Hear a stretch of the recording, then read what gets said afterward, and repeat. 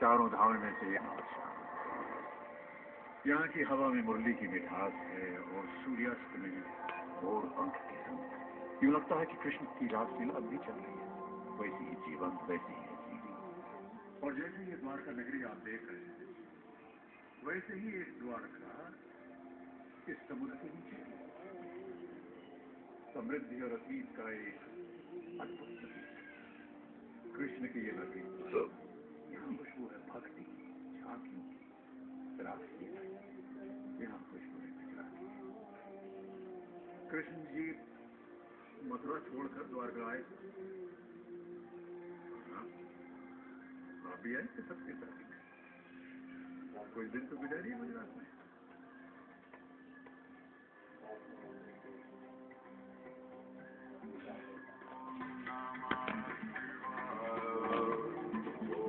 अनंत से जो उनका नाम है शिव योग। सोई हुई चेतना को जगाने का मार्ग है शिव योग। लोक परलोक के गहनतम रहस्यों को जानने का माध्यम है शिव योग। शिव योग की संजीवनी शक्ति से कटते हैं जन्म जन्मांतर के संचित कर्म, जो हमारे सभी दुखों और कष्टों का मूल कारण है। By practicing Shiva Yoga Dhyana, you burn those karmic layers before they harm you. And as you burn, your life is changed completely. समस्त संसार सुखी और निरोगी हो, यही तो है अद्भुत बाबा शिवानंद जी का जीवन लक्ष्य। सर्वे भवन्तु सुखिनः, सर्वे सन्तु निरामयाः। तो कीजिए शिव योग की संजीवनी शक्ति का अमृत पान बाबा शिवानंद जी के साथ।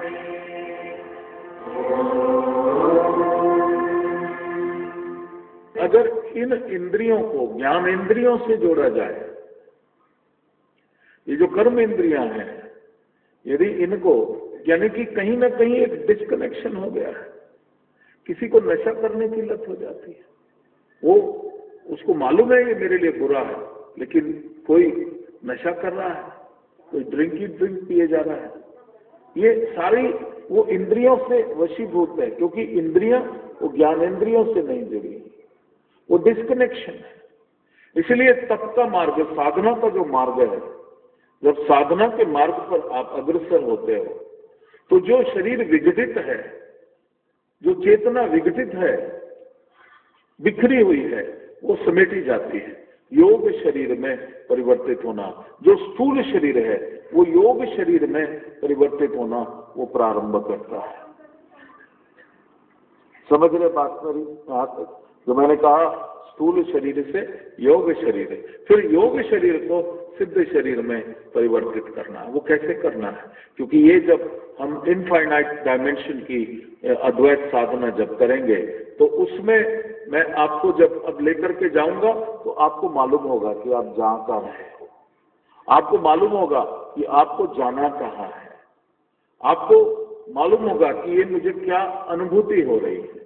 इसलिए आपको ये ज्ञान मैं अब दे रहा हूं, गहराई में दे रहा हूं, और जैसे जैसे और ज्यादा साधना गहरी करूंगा, और ज्यादा ज्ञान की परतें मैं आपके लिए खोलूंगा। ये हो सकता है बहुत सी पुस्तकों, बहुत से शास्त्रों में ना मिले, लेकिन गहरे जो प्राचीन शास्त्र हैं उनमें ये ज्ञान संस्कृत में या तमिल में या अलग अलग भाषा में इसको लिखा गया है। अगस्त महामुनि ने तमिल में शैव ग्रंथ लिखे थे और संस्कृत ये भाषा रही। तो किसी का अनुवाद हुआ, जो अनुवाद हुआ वो समझ नहीं आएगा, ऊपर से उठ जाएगा। लेकिन वो सारा जो है हमारा खुद का स्वयं का ज्ञान है, वो गुरु के द्वारा ही, साधना जब गुरु करवाता है तभी वो प्राप्त होता है। तो जो जीवात्मा है जब इंद्रियों से वशीभूत होती है, और ये कहा गया है कि लोग कई बार बोलते हैं जब मरेंगे तो ही छुटकारा मिलेगा, मैं इतना दुखी हूं आत्महत्या ही कर लूं। शास्त्रों में लिखा है घनघोर पाप है। कारण है उसका, कारण ये है कि जो स्थूल शरीर है, जो भाव उत्पन्न हो रहा है क्रोध का, घृणा का, ये स्थूल शरीर में उत्पन्न नहीं हो रहा। ये कहाँ उत्पन्न हो रहा है? मन में उत्पन्न हो रहा है। कहाँ उत्पन्न हो रहा है? मन में। सूक्ष्म शरीर जो है उसके अंदर ये भाव उत्पन्न हो रहा है। बहुत जो दुखी हो, बहुत कष्ट में हो, हाहाकार हो रहा है, जैसे वैश्य और राजा बहुत ज्यादा दुखी थे, दुर्गा सप्तशती पड़ी, तो वो स्थिति उनके शरीर की नहीं थी, वो स्थिति मन की थी। क्योंकि उसी आश्रम में रहते रहते वो भयंकर दुख को प्राप्त थे, उसी आश्रम में रहते रहते वो शांत हो गए, और उसी आश्रम में रहते रहते फिजिकल इंसिडेंट्स वो सारे सेम ही थे, और उसी आश्रम में रहते रहते वो सच्चिद आनंद को प्राप्त हो गए। तो कौन सा शरीर जो है ये सुख और दुख को निर्धारित करता है? ये आपका मनोमय कोश, जो एस्ट्रल बॉडी है। जब स्थूल शरीर छूटता है, अब स्थूल शरीर को कर्म करने का अधिकार है, और ये कर्म मन जो है किसके द्वारा करता है? माध्यम क्या बनता है? ये शरीर बनता है। मन में मेरी इच्छा हो रही कि मैं अन्न क्षेत्र खोलूं। मेरे गुरु ने कहा है कि अगर गुरु दक्षिणा, अगर तुम्हें जीवन में कभी लाभ हो तो गुरु दक्षिणा देनी चाहिए। तो गुरु ने ये नहीं कहा कि मेरे पास पैसा लेके भागना। गुरु ने कहा कि अगर गुरु से प्रेम है और तुम्हारे अंदर सामर्थ्य है तो गुरु नाम का एक अन्न क्षेत्र खोल देना। वो अन्न क्षेत्र जो खुलेगा उससे तुम्हारे कर्म भी कटेंगे, तुम्हारे जीवन में और भी बहुत कुछ प्राप्ति होगी। मन में भाव आ गया कि मुझे भगवान ने बहुत दिया है, बहुत धन है मेरे पास, मैं अन्न क्षेत्र खोलता हूं। मन में भाव आ गया कि मैं कमरा किराए का ले लेता हूं। मन में भाव आ गया कि एक आदमी को मैं नौकर रख देता हूं। मन में भाव आ गया कि यहाँ पर मैंने अनाज भर दिया और बोला कि रोज खाना बनाओ और लोगों को खिलाओ। ये भाव हुआ, कर्म नहीं हुआ। ये पहले सोच आ गया। कर्म करने के लिए ये शरीर चाहिए। अगर शरीर नहीं होगा तो कर्म नहीं होगा, और शरीर से जो कर्म होगा उसी से पुण्य या पाप की प्राप्ति होगी। ये शरीर अगर अच्छा भाव है, उस भाव से प्रेरित होकर के, उस मन की विचारधारा से प्रेरित होकर के अगर कुछ कर रहा है तो पुण्य की प्राप्ति हो रही है। क्योंकि इंद्रियां इस शरीर के अंदर है, ये इस शरीर के अंदर वो इंद्रियां हैं, वो कर्म करने की क्षमता है।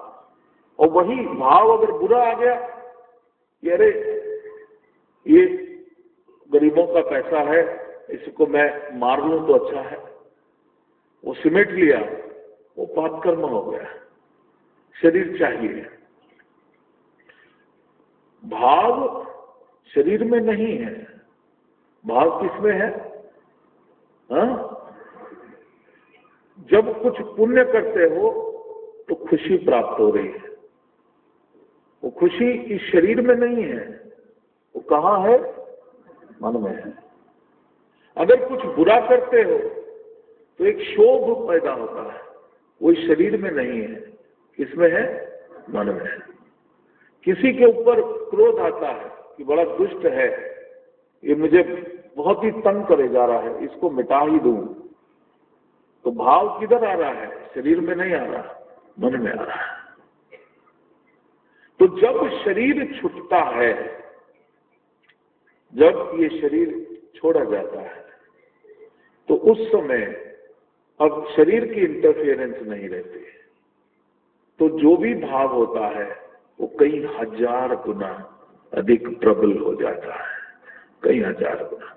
अगर किसी ने दुखी होके सुसाइड कर लिया है तो जितना वो दुखी तब था, अब उससे कई हजार गुना और ज्यादा दुख उसको हो गया। शरीर से कर्म करके तो एक मुक्ति का उपाय था, लेकिन जब सूक्ष्म शरीर में वो पहुंच गया उस भाव के साथ, अब मुक्ति का भी कोई उपाय नहीं। अगर वासना अधिक थी शरीर छोड़ते ही वो वासना कहीं 1000 गुना ज्यादा प्रबल हो जाती है। यदि भूख ज्यादा कुछ खाने की मन में इच्छा थी, शरीर छोड़ने के बाद वो कई 1000 गुना और प्रबल हो जाती है। इसलिए जब डिपार्चर हो तो एक तृप्त अवस्था में होना चाहिए। अतृप्त अवस्था में अगर होगा तो वो अतृप्ति जो है वो कई 1000 गुना और कष्ट देगी। और जो आत्मा है वो सूक्ष्म शरीर में रह करके वो विचरण करती है। तुम सभी अनंत काल से विचरण कर रहे हो। आत्मा इस सूक्ष्म शरीर को धारण किए विचरण करती है, और जैसा भाव पैदा होता है वैसा शरीर वो धारण कर लेती है। वो हर तरफ इस पूरे सूक्ष्म जगत में वो सूक्ष्म शरीर धारण किए हजारों लाखों आत्माएं विचरण कर रही हैं। अगर कोई का भाव होता है कि मनुष्य जीवन में जाना है तो वो मनुष्य जब स्त्री गर्भ धारण करती है तो वो जीवात्मा उसमें प्रवेश कर जाती है। और यदि उसके मन में वासना अधिक है, वो रुक नहीं सकता, तो कोई चिड़िया गर्भ धारण कर रही तो वहां प्रवेश कर जाता है। कहीं कोई सुअर या कोई और कीट पतंग गर्भ धारण कर रहा है, क्योंकि जब तक ज्ञान होगा तब तक वो समझ होगी, और जब अज्ञानता अधिक हो जाती है तभी वो 84 लाख योनियों के गले में मनुष्य गिर जाता है। इसलिए ये आवश्यक है कि पुण्य कर्म करते हुए मैं अपने सूक्ष्म शरीरों की तरफ प्रवेश करूं। एक सरल सा ज्ञान आप अपने जीवन में उतार लो, और वो ज्ञान है शिव योग का, हर हाल में खुशी। ये जो हैप्पीनेस है, ये डार्कर लेयर्स, वो शीट्स उसको नहीं रखेगी। और दूसरा जो भाव उत्पन्न होता है, जो मुझे मिला नहीं, ये मुझे मिला नहीं, ये मेरे पास आया नहीं, मैं बड़ा दुखी हूं, इसके बदले आप अपने मन की स्थिति को बदलो, और जो तुमको चाहिए बस ये अनुभव करते रहो, ये तो मुझे मिल ही गया, ये तो मुझे प्राप्त हो ही गया। एक है चिंता। हमारे बड़ों ने एक बात बोली, चिंता चिता समान। वो चिंता, लेकिन हम सब लोग, जिसको गुरु नहीं है वो चिंता करता है, और जिसको गुरु मिल जाता है तो बोलता चिंता नहीं करनी, विश्वास करना है, दृढ़ विश्वास। वो विश्वास की जो रस्सी है वही फलीभूत करेगी, वही अंतर के रास्ते जो है वो खोलना प्रारंभ कर देती है। और ये जो सूक्ष्म शरीर है, इसलिए जब हम साधना करते हैं तो सबसे पहले, अभी तक हमें अनुभूति है जो अद्वैत साधना में आपको करवा रहा हूं, इनफाइनाइट डायमेंशन की, ये जो स्थूल शरीर है, यहां से आपने प्रवेश करना है अपने सूक्ष्म शरीर में, अपने सूक्ष्म शरीर। और एक चीज कही है, नानक नाम जहाज चढ़ती कला, यानी कि जो नाम है, जो मंत्र है, जो नाद है, वही एक व्हीकल बनता है। वो एक जहाज है। जो साधक है, जो गुरु से नाम ले लेता है, वो गुरु नाम उसका वो वाहन बनता है, और उसकी यात्रा इस स्थूल शरीर से सूक्ष्म शरीर की तरफ बढ़ती है, वो मंत्र।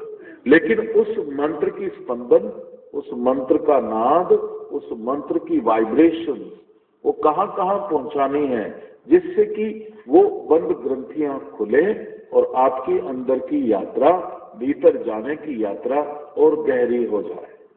और जैसे जैसे वो गहरी होगी वैसे वैसे अंदर के जितने भी विकार जो अंदर अटके हुए थे, भरे हुए थे, जो सारे दुखों का कारण, जो सारे कष्टों का कारण बने हुए थे, वो सारे रिलीज होने शुरू हो जाते हैं जब हम शिव योग की ये अद्वैत साधना को करते हैं।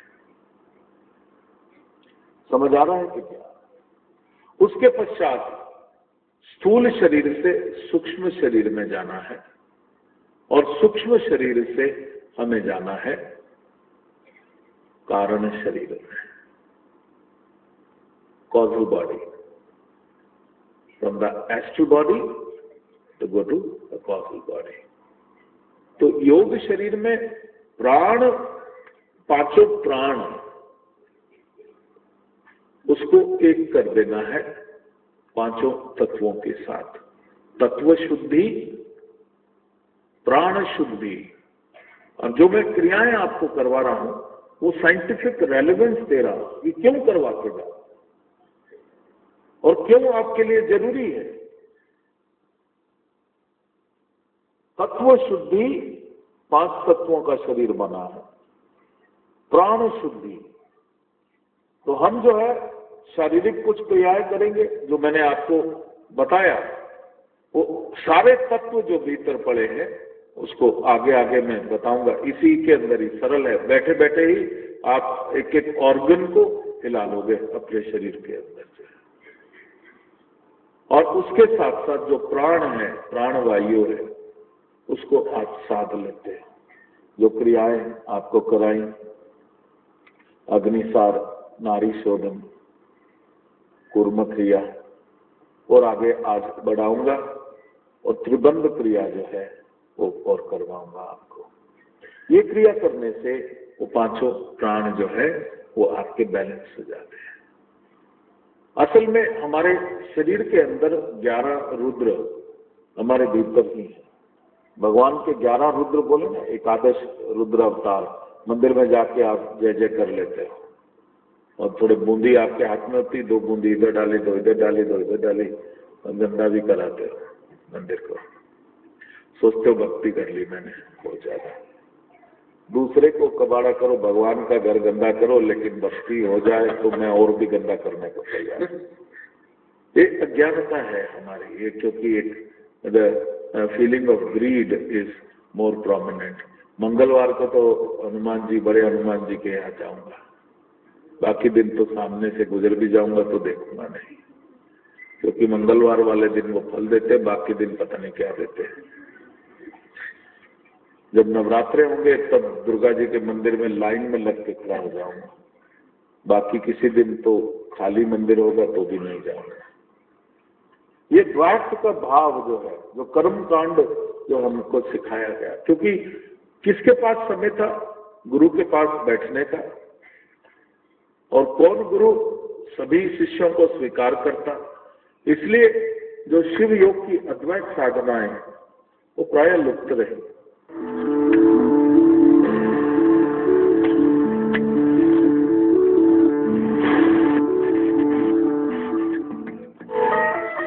Infinite dimensional, Advaita Shri Vidya Sadhana.